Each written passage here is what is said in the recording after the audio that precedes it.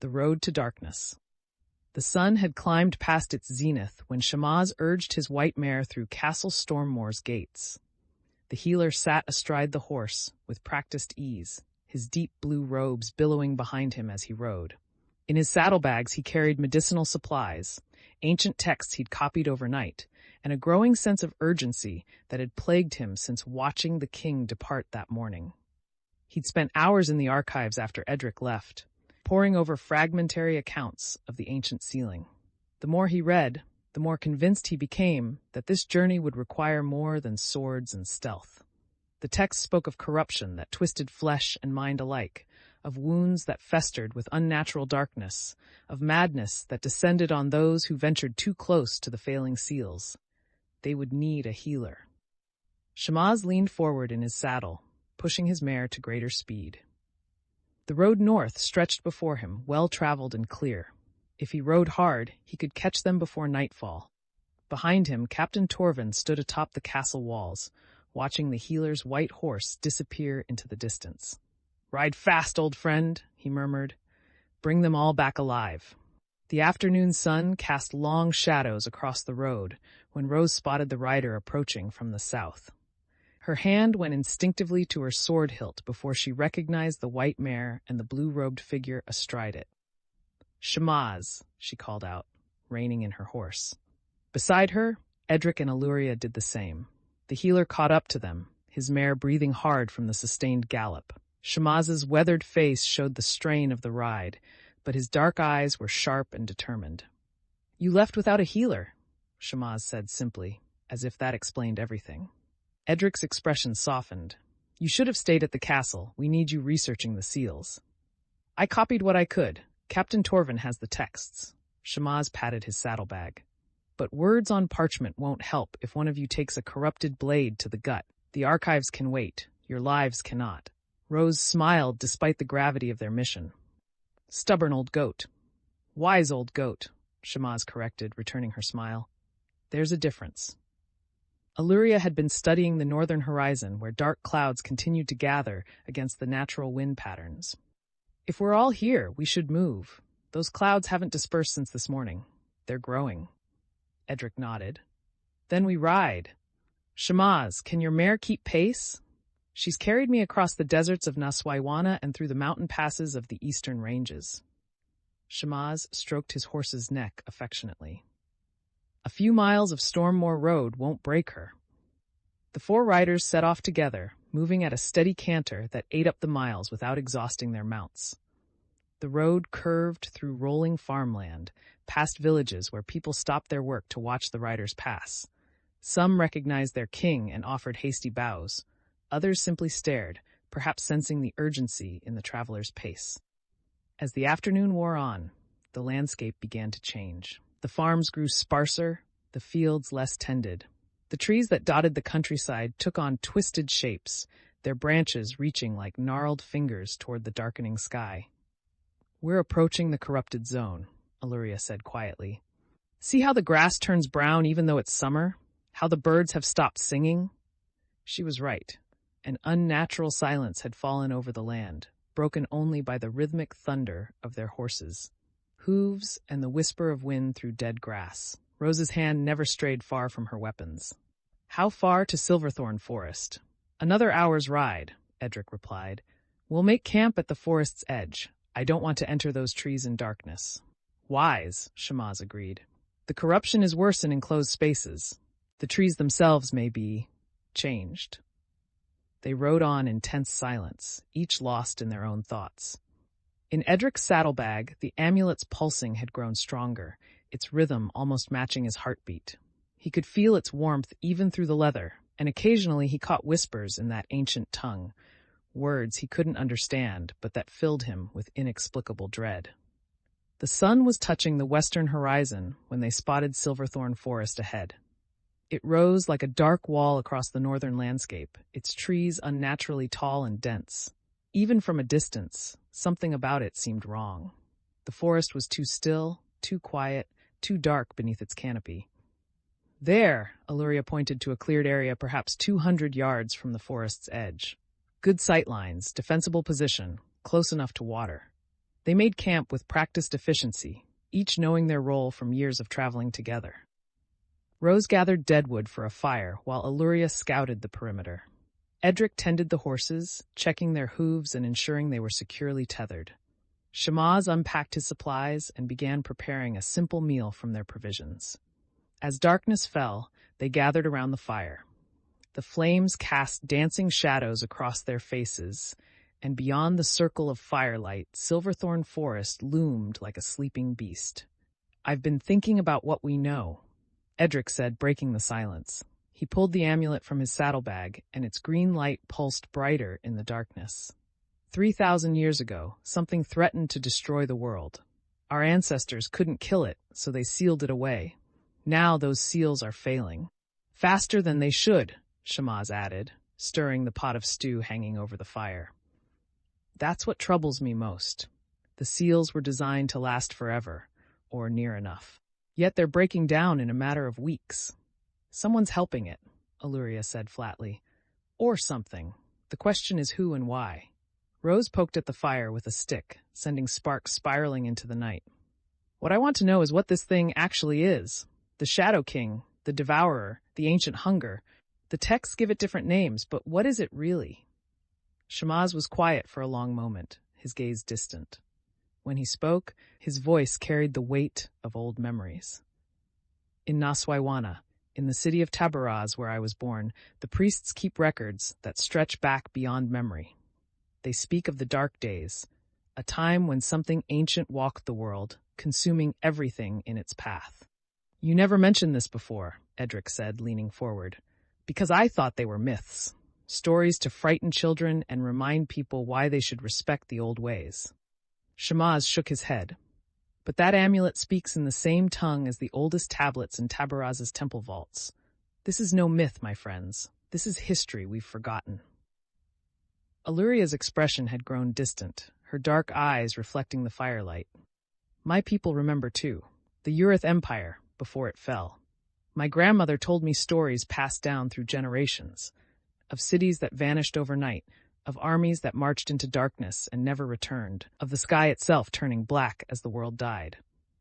"The Urith Empire," Rose breathed. "That was 3,000 years ago. My people survived in strongholds hidden deep in places like Silverthorn," Alluria continued. "We learned to live in the shadows, to move unseen, to fight from darkness against darkness. It's in our blood now, that ancient fear and the skills born from it." Edrick looked at his three companions.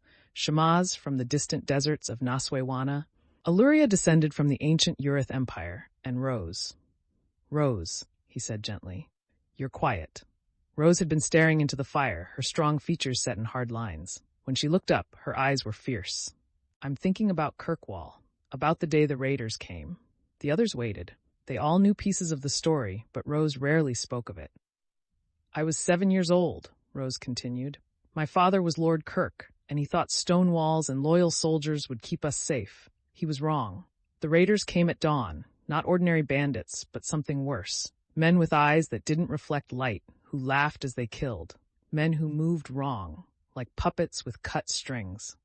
Shamaz's expression darkened. "Corrupted. I didn't know the word then. I just knew they were killing everyone." Rose's hand unconsciously touched the pommel of her sword. "My mother hid me in the chapel cellar. I heard her screaming, heard her die. I heard everyone die, and I waited in that darkness, certain I was next." "But I came," Edrick said softly. "It wasn't a boast, just a statement of fact." "You came," Rose agreed. "A 16-year-old boy with his father's soldiers, riding to Kirkwall's aid too late to save anyone but a terrified child hiding in the dark. You found me, Edrick. You pulled me out of that cellar, and you promised me I'd never have to hide again." Their eyes met across the fire, years of shared history passing between them in silence. "You kept that promise," Rose said. "You trained me, taught me to fight, to stand, to be strong. You never treated me like a broken thing that needed protecting. You treated me like a warrior in the making." "Because that's what you were," Edrick replied. "What you are. We all found our way to you, didn't we?" Alluria observed. "Shamaz fleeing the political purges in Tabaraz. Me, the last of my family line, looking for purpose. Rose, surviving the impossible. And you, the prince who would be king, collecting broken pieces and forging them into something stronger. "We're not broken," Shamaz said firmly. "We're tempered. There's a difference." A sound from the forest cut through their conversation, a low, guttural growl that seemed to come from everywhere and nowhere at once. All four were on their feet instantly, weapons drawn. The fire suddenly seemed very small against the vast darkness surrounding them.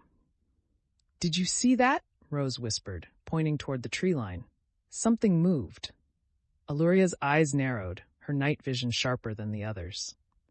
There, and there, multiple shapes, staying just beyond the light.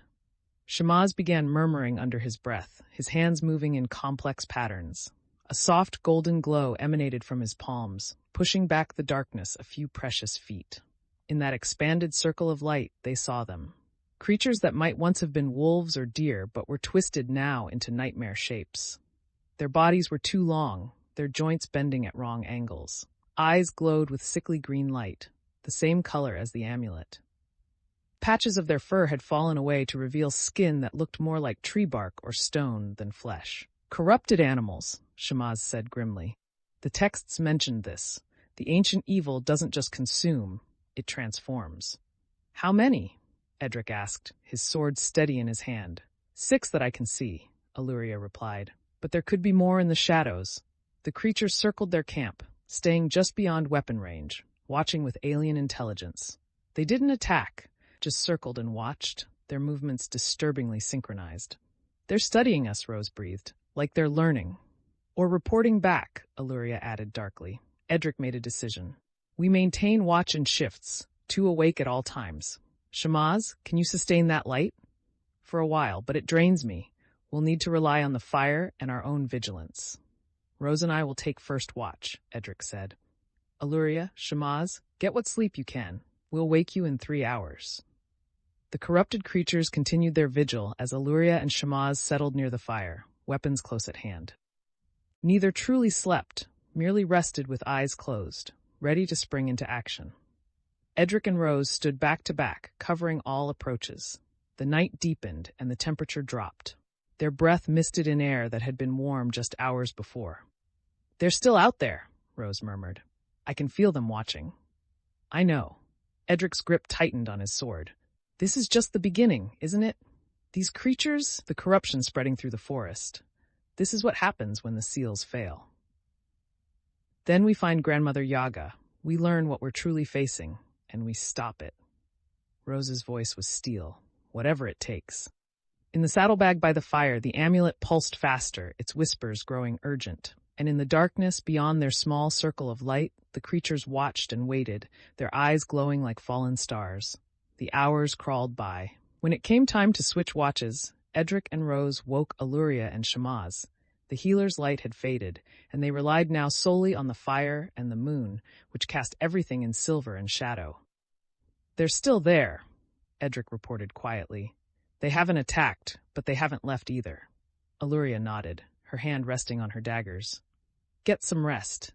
We'll need you sharp when we enter the forest." Edrick and Rose lay down near the fire, but sleep came reluctantly. Every sound from the forest jerked them back to wakefulness. The snap of a twig, the rustle of leaves, the occasional glimpse of glowing eyes. Shamaz and Alluria maintained their vigil, speaking in low tones about what they might face in the coming days. The healer shared what he'd learned from the archives, while Alluria described the old Urith stronghold deep in Silverthorn Forest, a place her people had maintained in secret for 3,000 years. "If anyone knows about the ancient evil, it's the elders at the stronghold," Alluria said. "But the path there is treacherous even in the best of times, with the corruption spreading." "We'll manage," Shamaz assured her. "We always do." The night wore on. The corrupted creatures eventually withdrew deeper into the forest, though their presence could still be felt like a weight pressing against the edges of their camp. When dawn finally broke, painting the eastern sky in shades of gold and pink, all 4 companions were awake, none having truly rested. They broke camp quickly and efficiently, eager to leave the exposed position. Silverthorn Forest loomed before them, its entrance like a gaping maw. The trees were ancient beyond measure, their trunks thick as houses, their branches forming a canopy so dense that little light penetrated to the forest floor. Once we enter, there's no turning back until we reach the other side, Alluria warned. The forest is vast, and the paths shift. It's easy to get lost, easier still to walk in circles until you die of thirst or worse. But you know the way, Edrick said. It wasn't a question. I know the way to the stronghold. From there we can reach Laketop. Alluria's expression was grim. But with the corruption, the landmarks I know may have changed. Rose checked her weapons one final time. Then we stay close and we stay alert. Shamaz mounted his white mare, his gaze fixed on the dark trees ahead. In Tabaraz, we have a saying, "The desert tests your body, but the darkness tests your soul." I fear we're about to learn the truth of those words. Edrick pulled the amulet from his saddlebag. It was pulsing so rapidly now it seemed almost alive, and the whispers had become nearly constant, a stream of ancient words that set his teeth on edge. "It knows we're close to something," he said. "It's trying to warn us, or guide us. I can't tell which." "Perhaps both," Shamaz suggested. "The ancient ones who created it wanted it to be found. They knew this day would come." The four companions exchanged glances, drawing strength from each other's presence. They had faced danger before, had fought side by side through countless battles. But this felt different. This felt like the beginning of something that would change everything. Edrick urged his horse forward, and the others followed. As they passed beneath the first ancient trees of Silverthorn Forest, the temperature dropped sharply. The sounds of the outside world, birds, wind, the rustle of grass, cut off as if a door had closed behind them. They were in the forest now, surrounded by shadows that seemed to move with purpose. The path ahead was narrow and winding, barely visible beneath centuries of fallen leaves. And from somewhere deep within the forest, something howled, a sound that was neither animal nor human, but something in between, something wrong. The hunt had begun.